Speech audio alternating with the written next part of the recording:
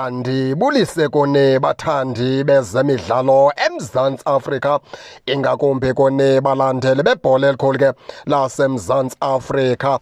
Baphulaphukela abantu funeka sixoxe ngomcimbi ke weKaizer Chiefs neligi, ngoba uzawuthi wathi ukuqwalasela ke abantu abaninzi baneliphuthe lokubana ke iKaizer Chiefs bafuna ukuyibeka ecaleni kwiitimu ezingathatha le ligi lapha eMzantsi Afrika.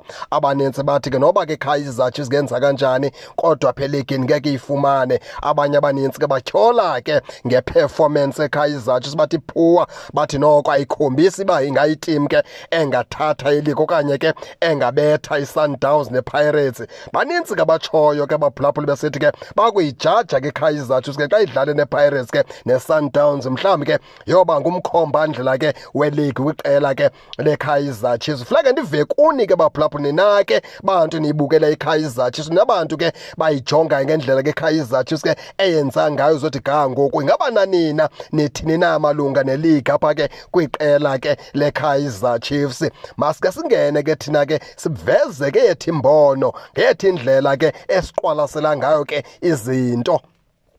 iKaizer Chiefs baphulaphula masiyibeke cace izokothusa abantu abaninzi, ingayithatha le ligi thina ngendlela ke esijonga ngayo izinto nangendlela ke siyibona ngayo ke iKaizer Chiefs. Okokuqala nje iKaizer Chiefs ayinabo uluzi abaninzi, and esibini indawo akukoro kakhulu apha ke kwiKaizer Chiefs. Yenye ke nto ke leyo akho manqaku manintsi angena apho iKaizer Chiefs ke kule season, and ke utshilo noTshepo Masilela wathi ke le ndlela idefender iKaizer Chiefs idefenda ngayo, idefenda kakuhle kakhulu ukubana ke iKaizer Chiefs ngayithatha le ligi. Utshilo uTshepo Masilela wathi indlela edefenda ngayidefenda iKaizer Chiefs ikunika umkhomba ndlela ukubana iKaizer Chiefs ke ingayithatha le ligi. Baphulaphula iteam ekungakoro kakhulu kuyo ingozi apha eligini, ngoba iKaizer Chiefs akukoro apha kuyo. Idefender iKaizer Chiefs kunye ke no Brandon Peterson phanga semva bambe ucwangco, akho nto ingenayo kula mnatha. Uyawukhumbula into yokubana ke uZitha Khwinika unyuse ikawusi kakhulu, ngiyena mntu ke uqokelela la defender yeqela leKaizer Chiefs,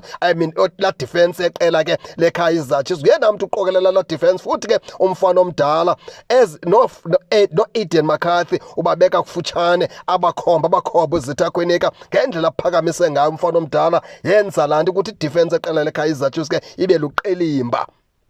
Sidlule ke lapho baphulaphuli ke sijonge ke kwelinye ke icala abanye abantu ke abangalijongiyo, mhlawumbi abacinga ukubana ke iligi ithathiswa yinto beteam flag ibe nomdlalo omhle, mhlawumbi acinga iligi ithathiswa yinto beteam flag iperforme kakuhle. Okokuqala nje le Sundowns kuthethwa ngayo yabanjwa iKaizer Chiefs ke kufirst umlenze oqala ayadlula, futhi ke lapho yasinda ngokulambisa kwakumele iKaizer Chiefs pha iphumelele, bayibamba iSundowns. Andiyazi ke le caba ke oBenedict Vilakazi bathi yaba ngumkhomba ndlela xa iKaizer Chiefs yadlala neSundowns okanye yadlala nePirates. iKaizer Chiefs bethe Orlando Pirates kwiNedbank Cup kwifinal. Andiyazi uba bafuna iKaizer Chiefs ke idibhekise kweliphila icala caba ke yawuthi zibe ithatha le ligi idlule kwiPirates okanye idlule pha kwiSundowns. Thina simile sithi iKaizer Chiefs zakothusa abantu abaninzi, ngoba inaso isikwadi sokuphumelela ligi, inazo iiplayers zokuphumelela le ligi iKaizer Chiefs. Futhi ke isendaweni entle kakhulu ukubana ke ingenza nantoni na into okubana ke iphumelele le ligi iKaizer Chiefs. Yokugqibela into